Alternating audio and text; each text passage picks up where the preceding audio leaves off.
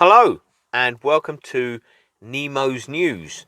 Now, I'm sure that the word has got around that the Princess of Wales has got some form of cancer that was discovered during a surgery she had a couple of months back, or a few weeks back, or whenever it was. It was a little while ago. She had some surgery, and while they was doing this, it was abdominal surgery. While they was doing this abdominal surgery, they discovered that she had some form of cancer. It's not been revealed what form of cancer it is, but a young woman. I think she's only 42 or 43 years old. She's not an old woman. She's barely in middle age.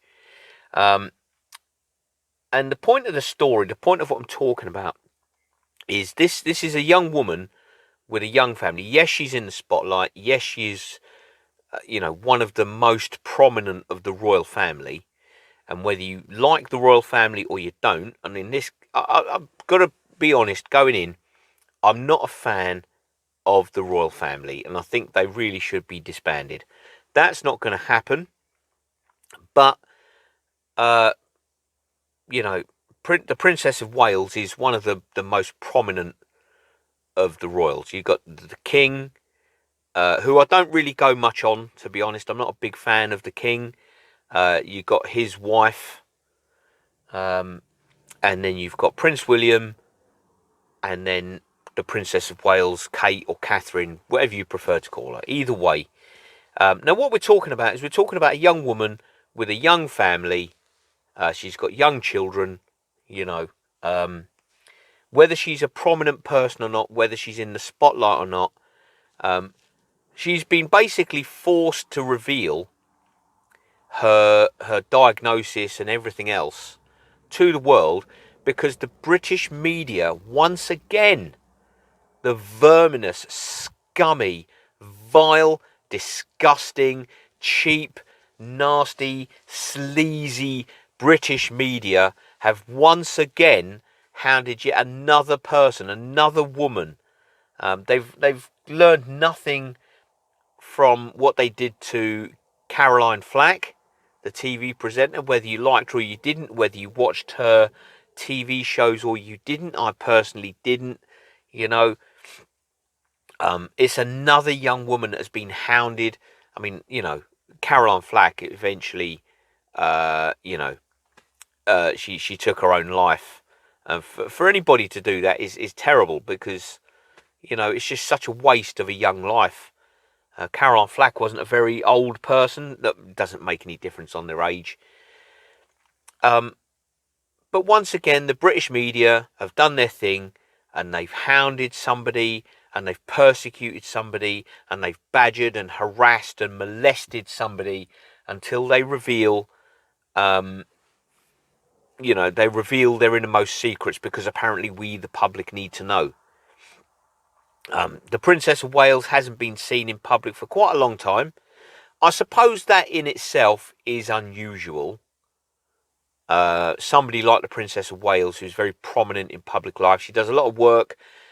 She serves the public. There's a lot of public duty going on, and for her to suddenly not be seen, I suppose in and of itself is quite unusual. Um, you know, but the British media just will never ever learn and will never leave anybody alone. Once they decide that you are their target, the British media will demolish you. Remember what they did to Graham Taylor, the former England football manager. They hounded him and hounded him and hounded him, and they would not leave him alone. They come up with all sorts of awful nicknames. Old turnip head.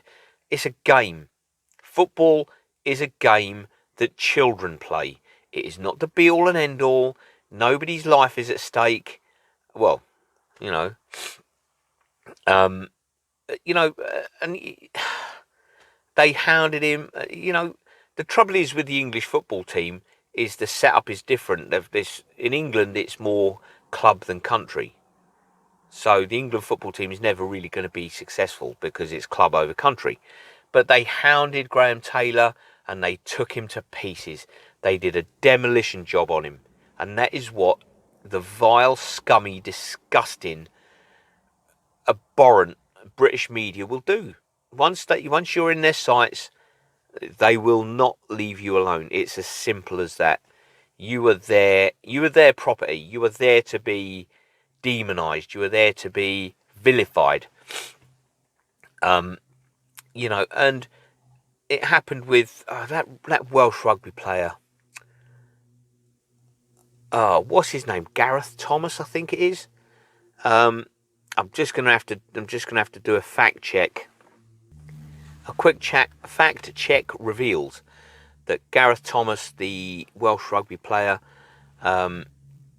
he was. It turns out he's gay, right? So not that matters. That's not his only defining characteristic. And he said that, he was. I just saw somewhere it said he was so concerned about coming out as being gay because I suppose of his high profile. I'm just reading here. Thomas's public confirmation of his sexuality made him the first openly gay professional rugby union player. In an interview with the BBC, Thomas talked about how he hoped that his coming out would mean in the future a young gay rugby player would be able to come out and be accepted as a talented gay rugby player. He also said, "What I choose to do when I close the door at home has nothing to do with what I've achieved in rugby." Absolutely. Absolutely. Now, nobody cares if he's gay or bisexual or celibate. Nobody cares, mate. Nobody cares. It's nobody's business but his own and the person or people that he's in relationships with. And it says here in 2022, he was accused, and that is the word that's been used, accused of deceptively transmitting HIV to a previous partner. The British media strikes again. He settled the case for £75,000 plus costs without admitting any liability or guilt. So once again, hang on. He was a journalist used loosely, had revealed his HIV status to his parents before he had the opportunity to do so himself.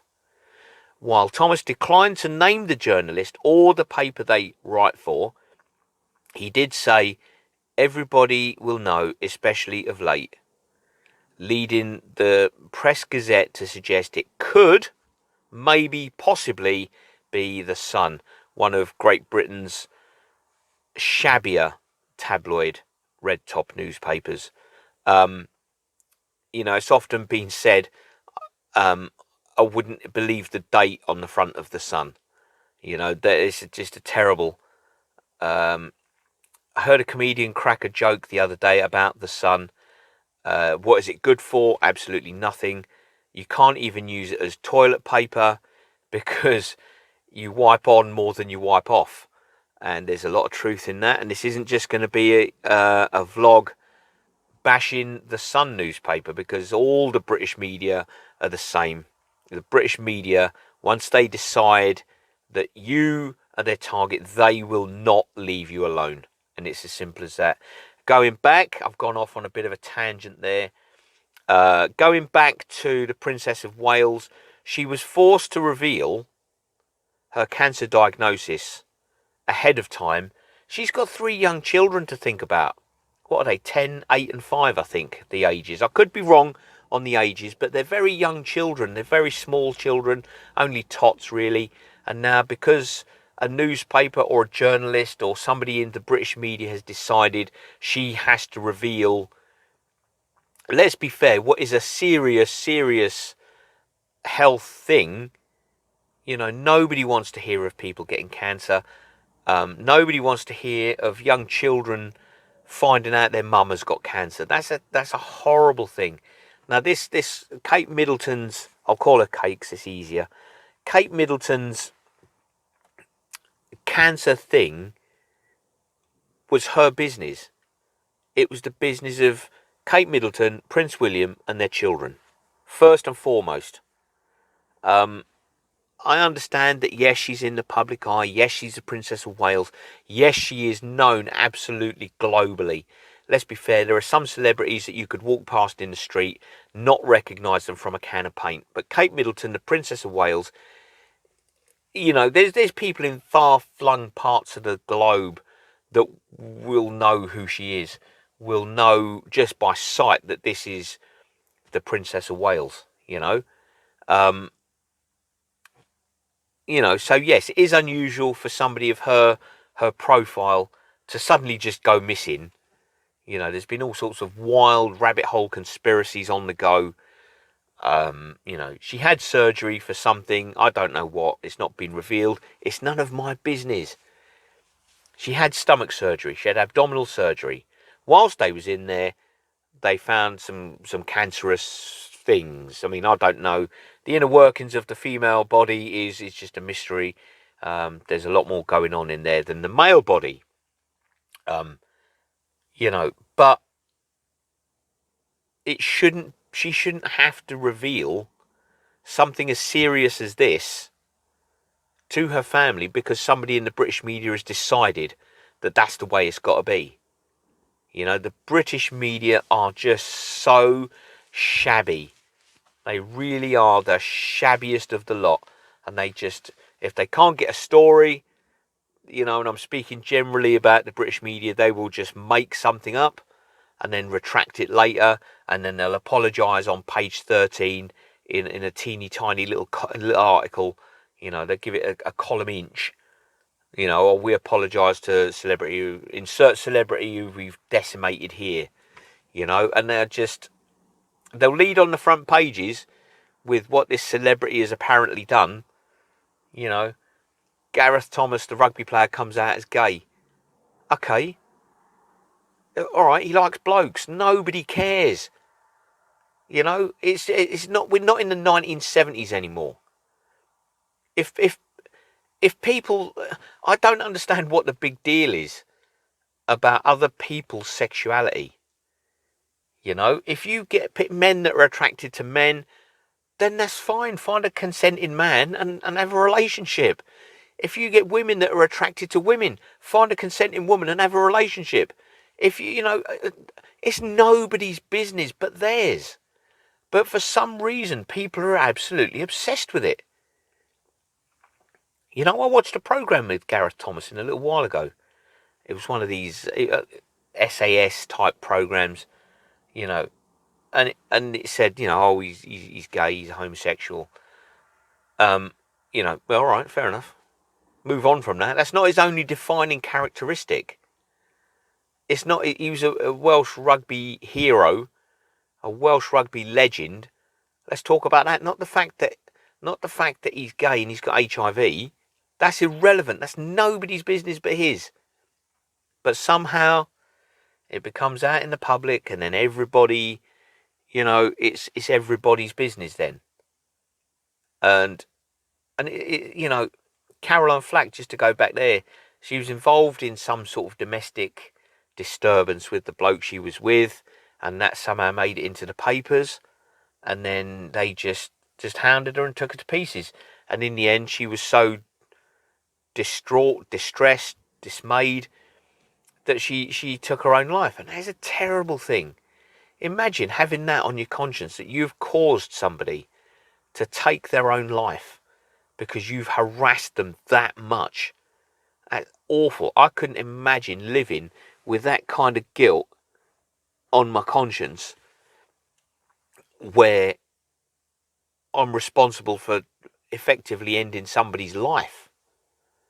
And they just never learn. The media never ever learns. They will keep doing it, and in a week or two we'll move on from the Princess of Wales, and we'll move on to the next poor celebrity that's trying to just make a go of things. All they're trying to do is make a go of things, make a living for them and their family, food on the table and all the rest of it, pay the bills. That's all any of us are doing. That's all any of us are doing, is just getting by and just doing the best we can with what we've got. We use our own marketable skills,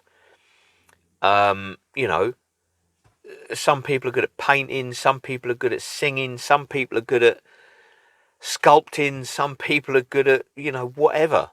And all people are trying to do is just make a living for themselves and their families, and I don't know. I don't know how the British media, but then we get Keir Starmer and the Prime Minister Rishi Sunak condemning the media for their going on about the Princess of Wales and what have you, but they won't do anything. They won't ever do anything. That's terrible, that is. Anyway, and that's it. That's all they say. Oh, it's terrible, and you shouldn't do it. And no, they shouldn't do it. And there should be measures. There should be action taken to stop the British media. But there never will be. There never will be. There should be things should be. If they're going after one of the highest celebrity profile people in the United Kingdom, the Princess of Wales, then obviously, I send my best wishes to Kate Middleton, because she's got a young family, she's got young kids. Whether her kids are older or not, or teenagers or whatever, you still don't want to see it. You still don't want to, hear that story of, a mum that gets cancer, and,